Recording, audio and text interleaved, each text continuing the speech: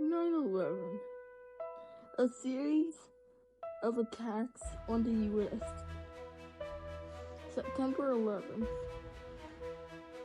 commonly known as 9/11, where the Twin Towers were stripped down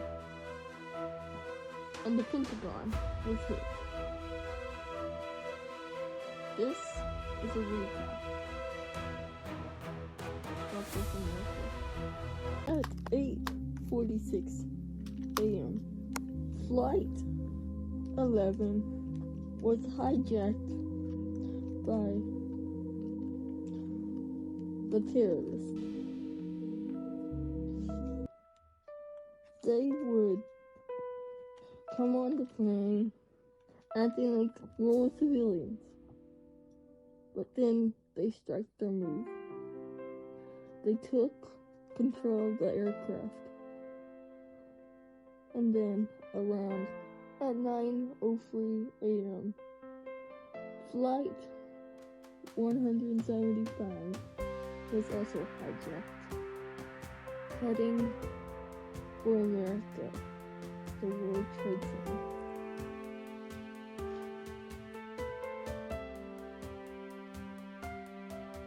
Crashed into the south side of the tower. Cockpit's not answering. Somebody's stabbed in business class.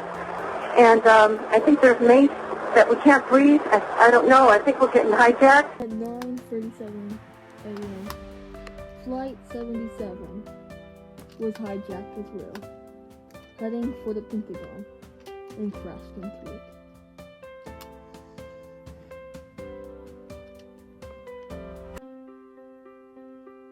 Then they had to get the president into lockdown, so they took him into a bunker. This audio you're about to hear is one of the survivors telling what happened from her point of view. You could see Manhattan and then not see Manhattan, and all of a sudden I looked up and there was just this explosion of confetti in the air. And I thought that was the strangest sight I had ever seen because, confetti, certainly if there was a parade or something that you would known of, but there was nothing that I knew of, and I thought that's bizarre. It was a tremendous amount of paper. And I couldn't see anything else because at this point I had inched behind a loft building again, and of course the radio came on and interrupted and said that there had been reports of a plane going in to the Trade Center. And as we inched along again, I could see then 3 floors of fire in the Trade Center, and I thought to myself, that's really bad because it's a self-contained building, and it should be fire on 1 floor, not fire on many floors. And if you have fire on many floors, that is a serious problem. When you got to City Hall, I was riding on the outside of the rig.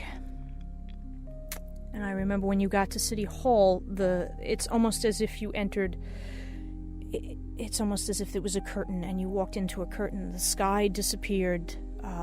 There was air and bright light on this side, and there was just gray dust that you could barely see on this side. It was just like walking through a theatrical curtain.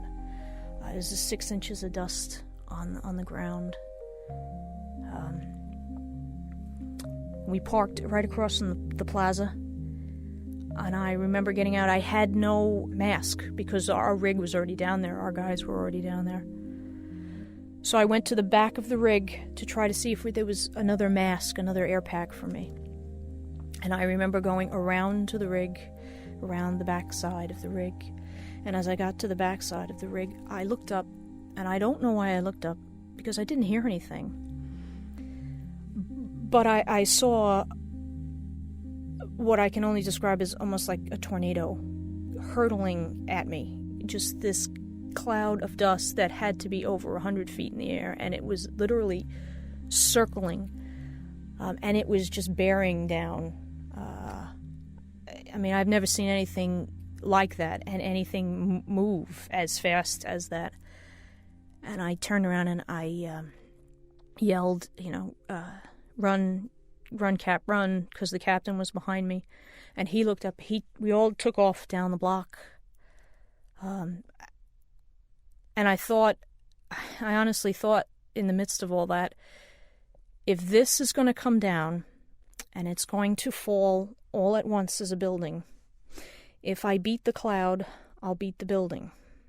This was a very, very sad time for America.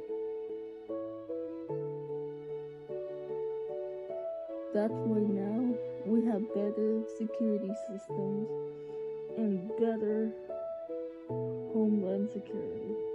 That was invented so terrorists won't attack, well, aren't likely to attack anymore. Because we'll be tracking them.